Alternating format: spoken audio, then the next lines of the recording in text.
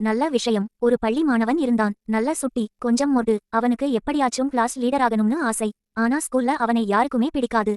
பட்டுன்னு கை நீட்டிருவான். சொல் ரைது கேட்டு நடக்க மாட்டான். தனக்கு எல்லாமே தெரியும்னு இருப்பான். ஆனா வாத்தியார்களை கவரவதுல கெட்டிக்காரன். அவன் நினைச்ச மாதிரியே கிளாஸ் லீடரும் ஆயிட்டான். இவன் சொல்றதான் யாருமே கேட்க மாட்டாங்களே. அதனால இவன் யாருமே லீடரா ஏத்துக்கல. இவன் என்ன சொன்னாலும் பேசிக்கிட்டே இருந்தாங்க. ரொம்ப மனவேதனையோட அப்பா கிட்ட நடக்குறத சொல்லி அழுதான். அப்பாவோ சரி சரி இதுக்கெல்லாம் அழலாமாடா நூ சொன்னார். பிறகு உனக்கு ஒன்னு சொல்றேன். மனசுல வச்சு நடந்துக்கோ, எல்லாம் சரியா போயிரும் நூ ஒரு குரல் சொன்னாரு. கருவியும் காலமும் செய்கையும் செய்யும் அறிவினையும் மாண்ட தமிச்சு.